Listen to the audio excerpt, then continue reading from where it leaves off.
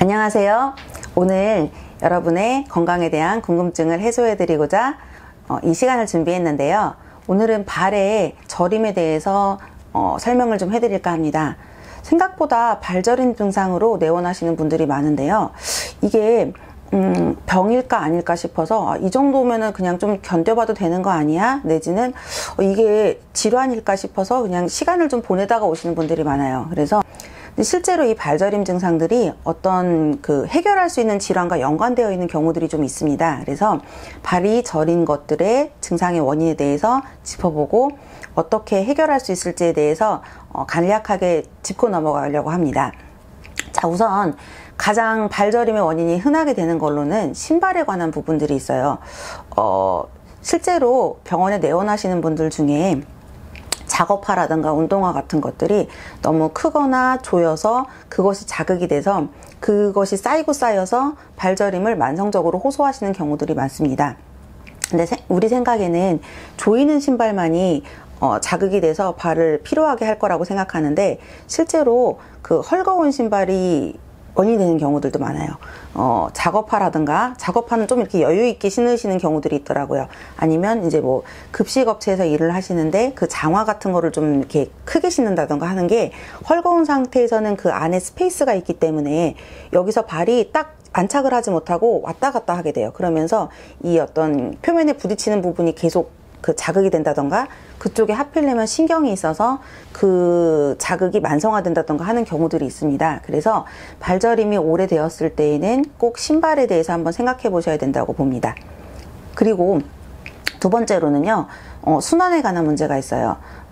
우리 몸은 이제 중심에 있는 심장에서 말단까지 이제 순환을 시키는 체제인데요. 이를테면 혈액이라던가 그 혈액을 통해서 뭐 전달될 수 있는 뭐 산소라든가 영양분 같은 것들이 우리 몸을 하루에도 몇 번씩 이렇게 한번 돌았다가 다시 심장으로 오고 돌았다가 다시 원상태로 오고 이렇게 순환을 하게 됩니다.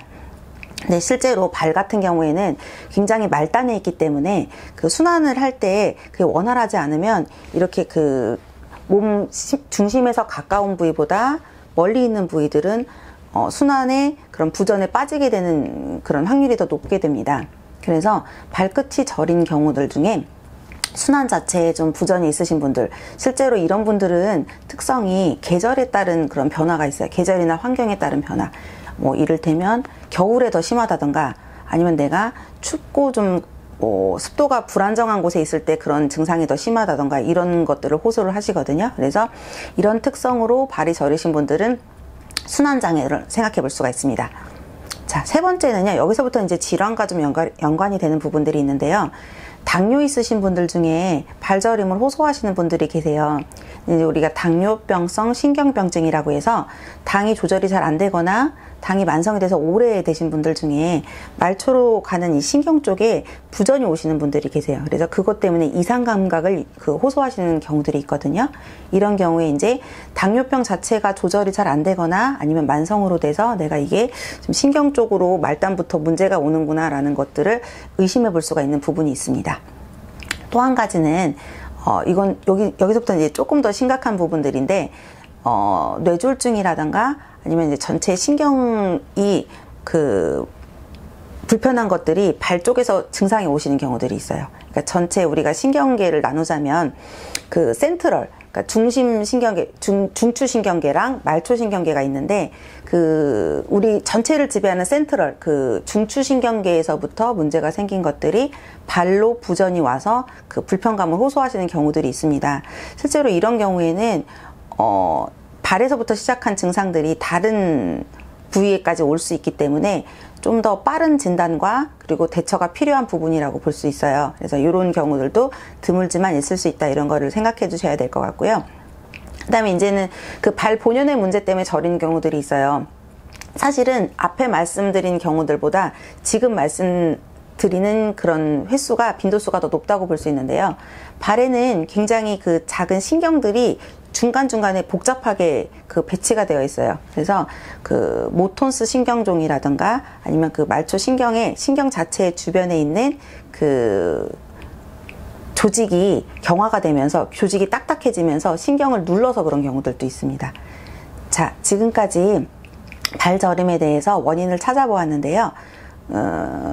그 원인들에 따라서 그 원인을 해결하는 것이 이제 발저림의 증상을 해결하는 것이 됩니다. 그래서 우리가 나무에 뿌리가 있고 줄기가 있고 가지가 있듯이 그 가지에 있는 그 증상만을 보고 뿌리를 예측하기가 참 어려운 부분들이 있어요. 내가 이제 증상 자체는 옆집 사람이랑 나랑 똑같이 다 저린 증상으로 왔는데 실제로 원인이 되는 그 뿌리는 다를 수 있다는 말이에요. 그래서 그런 부분들에 대해서 아까도 말씀드렸듯이 별거 아닌 이유가 원인이 되는 경우도 있지만 정말 좀 심각한 원인이 있을 수도 있거든요. 그런 부분에 대해서는 초기에 그 가까운 병원이나 의료진에게 상담을 하셔서 정확한 원인을 찾고 뿌리서부터 그 원인을 해결하는 것들이 좀 해주셨으면 좋겠다고 생각합니다. 자, 오늘 긴 영상 들어주셔서 감사합니다.